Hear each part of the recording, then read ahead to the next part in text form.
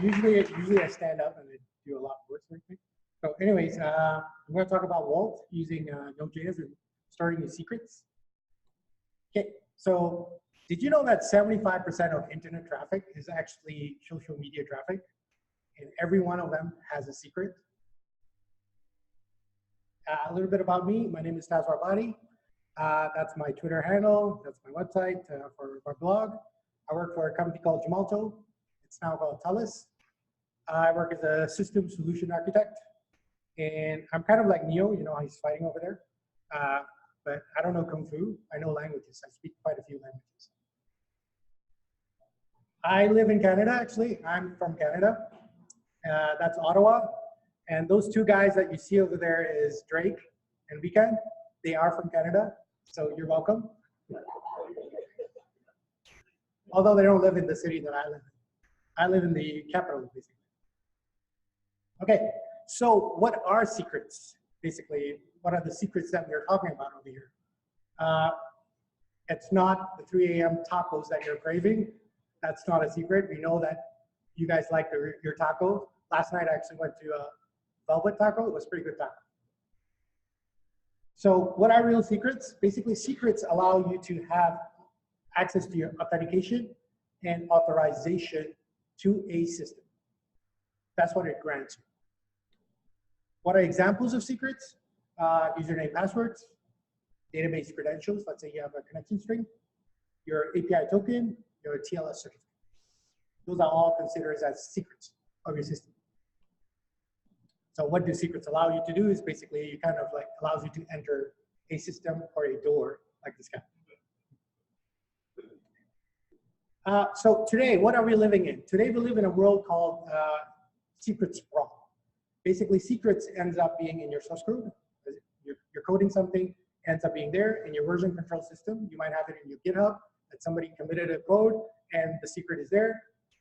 You might have it in your configuration management. If you have Chef, Puppet, or Ansible, you might actually leave your secrets there because you have to configure your software to run it, and the secret might be there. So what are the issues with that? So how do you know who has access to those secrets? Now that it's in GitHub, everybody has access to it, but who actually last used it? When was this last time accessed the secret? What if you want to change the secret? Now what do you do? So what is the desired state of a secret? It's basically, it has to be encrypted in rest and in transit. It's only decrypted in memory when you need to use it. It has access control over it. And you could rotate and to revocation of the secret. Basically, if you need to change it, you should be easily be able to change it. So what does actually Hashicorp Vault provides you with secrets? Actually, AES 256. I don't know if people know about AES. That's the most modern day encryption that we have. A lot of people use this. It uses the GCM encryption, TLS 1.2 for client. It does not require you an HSM. Anybody know what an HSM is? Basically a hardware security module that a lot of banks or like high security areas use. Think of it as a pizza box that does encryption and decryption very, very well and very, very fast. And the secrets do not leave that box. So it's hard to hack into. Actually, an episode of Mr. Robot did use our HSM. I don't know, you guys would probably not know, but we as security people kind of know. So it was fun. So what does Vault actually provide us? Basically, it provides it with a centralized secret management. It encrypts at rest and transit, which we want to desire. There's lease and renewal of your tokens. It provides access control. And it provides an audit list, audit trail of like who accessed when. It provides a multi-client authentication. You could use LDAP, GitHub, app roles, all these kinds of things. It also provides something called dynamic secrets, which is pretty cool. And it's actually an encryption as a service. You could use it for encrypting your data too. So what are dynamic secrets? Basically allows one to lease a secret for a period of 2 hours, for example. So those are dynamic secrets. It could be generated on demand for a unique for each user consumption. Audit trail for it. So dynamic secret, Vault actually provides you really good way to have database connection strings. So you could technically use Vault to say that create me a user dynamically inside of my MySQL server, and it would pass you back the credentials, and you can pass it to your clients. So your client, when it connects to your database, it's just connecting to our to get a connection string. Everybody could get a different connection string, so it dynamically manages for you. So it's kind of nice. So there's a part of, like, when you start off Vault, they have something called unsealing the Vault. So when you start it up, there's no keys or anything like that. They have a ceremony called unsealing. So Vault requires an encryption key to encrypt data, right? You need to provide it with some kind of a key to encrypt data. If you don't have a key, you can't encrypt data. And what Vault uses is something called Shamir secret key sharing. It basically splits the master key into multiple keys.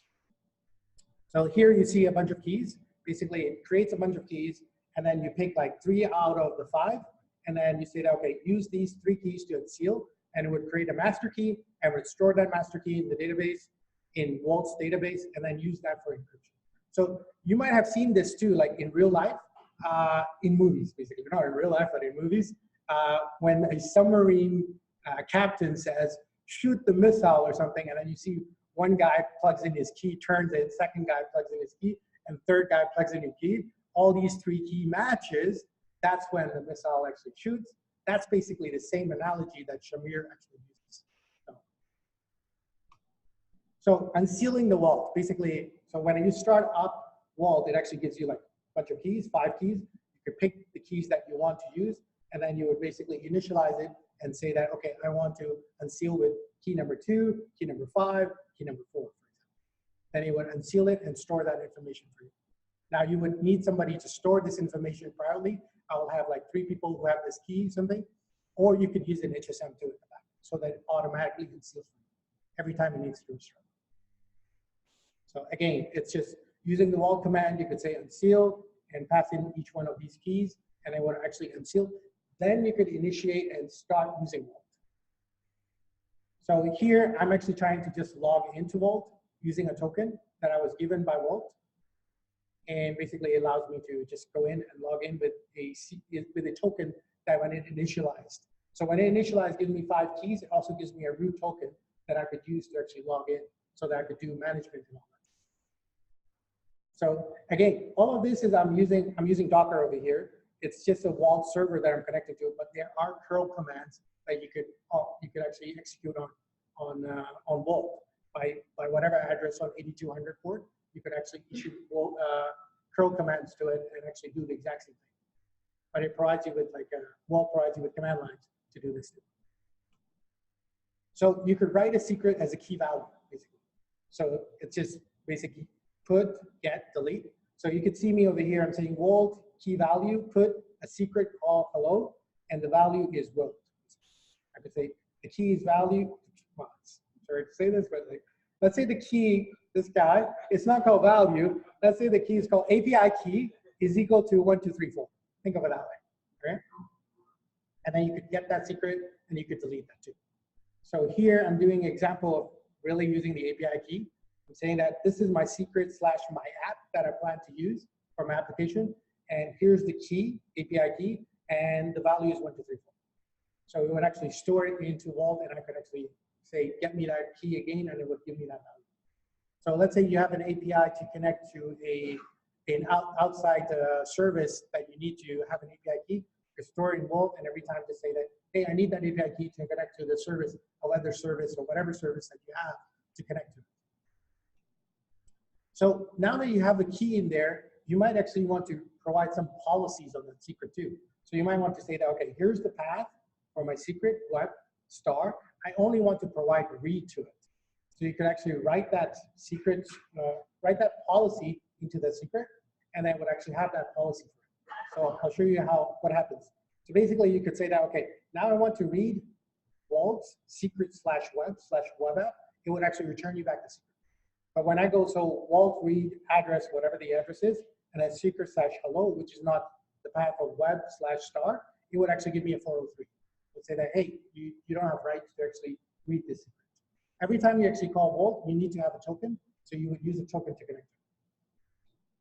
So, okay, now I'll talk about Docker environment. How many people are using Docker? All right, that's good. So what are the, okay, how do you actually pass in environment variables into it? You probably use something like, in your Node code, you would probably use like API keys, go to process.env dot whatever, get that information back. And then when you run Docker, you would just basically pass in your API keys, go to 1, 2, 3, 4, and then just basically run it, right? So what is the issue with this? If I actually has hacked into your computer and have root access, I could actually do a Docker inspect, and I could actually see what your API key is. So right here, you'll see me saying that API key is equal to 1, 2, 3, 4. If I do a Docker inspect on the container that you're running, I could actually find out what are the secrets that you're passing in. You might think that environment variable is very safe, but it's not actually. So what is the way to actually mitigate this? Security is all about mitigation. How hard is it going to make it for somebody, some hacker to get into your system, and how much more trouble you're going to make for them? So you have to mitigate everything.